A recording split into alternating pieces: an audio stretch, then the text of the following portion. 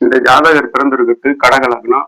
லக்னாதிபதி சந்திரன் வந்து 2ல அமர்ந்திருக்கிறாரு, செவ்வாயோட அமர்ந்திருக்கிறாரு, சந்திர மங்கள யோகத்துல இருக்கிறாரு. சூரியன் தனாதிபதி வந்து இங்க 5ல அமர்ந்திருக்கிறாரு. சந்திர கேந்திரத்துல சூரியன் இருப்பதும் சந்திரன் இருப்பதும் இது ஒரு நல்ல அமைப்பு. இங்க 10ஆம் அதிபதி செவ்வாயே உங்களுக்கு வந்து 2ஆம் இடத்துல இருக்கிறாரு. 10ஆம் அதிபதி தொழில் மூலம் வருமானம் தரக்கூடியவர்.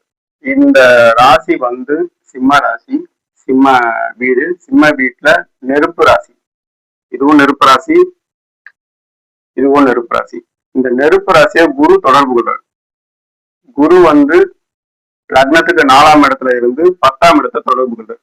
10ஆம் அதிபதியே லக்னத்துக்கு 2ஆம் இடத்துல இருக்காரு. 2ஆம் இடத்துல இருக்கிறதுனால இவர் வந்து சந்திரன் வந்து நீர் ராசி, செவ்வாய் நெருப்பு ராசி, நெருப்பு ராசியில இருக்கிறதுனால சந்திரன் நீர் ராசியை சேர்றதுனால இந்த ஜாதகர் வந்து டீ கடை, பேக்கரி இந்த மாதிரி தொழில் மூலம் செய்து வருமானத்தை ஈட்டக்கூடிய நபராக இருப்பார். குரு நீர் ராசியில இருக்கிறாரு. இந்த விருச்சிக பாவகத்துல குரு நீர் ராசியில இருக்கிறதுனால இந்த பாவகம் சுபத்துவமா இருக்குது. 12ஆம் பாவத்தை பார்ப்பாரு. 8ஆம் இடத்துல இருந்து 12ஆம் பாவத்தை பார்ப்பாரு. 8, 12 சுபத்துவம்னாலே ஜாதகர் வந்து வெளிநாடு, வெளி மாநிலம் இல்ல ஏற்றுமதி.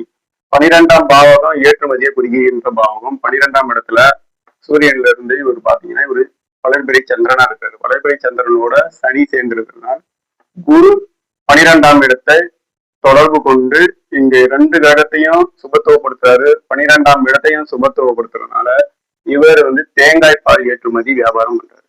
சனி கூட இருக்கிறதுனாலதான் அந்த திரவம். சனி சந்திரனோட சேர்றதுனால சந்திரன் வந்து வெள்ளை நிற பொருட்களை குறிப்பவர். தேங்காய் பால் வியாபாரம் பண்றாரு. இந்த சனி மட்டும் இங்க இல்லைன்னா பால் வியாபாரம் பண்றாரு. லக்னாதிபதி செவ்வாய் இங்க உச்சமாவோ இல்ல வேற இடத்துல இருந்து குருவின் பார்வையில சுபத்துவமா இருந்தார்னா இவர் ஏற்றுமதி தொழில் வந்து செய்வாரு. லக்னாதிபதி வலு இல்லை அப்படின்னா இவரு ஏற்றுமதி பண்றதுல லோடு வேணா இருக்காரு. இதுதான் சுபத்துவம் பாவத்துவம். லக்னத்தையும் பார்க்கணும், லக்னாதிபதி வலுவை பார்க்கணும். ஏற்றுமதி தொழில் பண்றாருன்னா அவர் லக்னாதிபதியோட வலுவை பார்க்கணும்.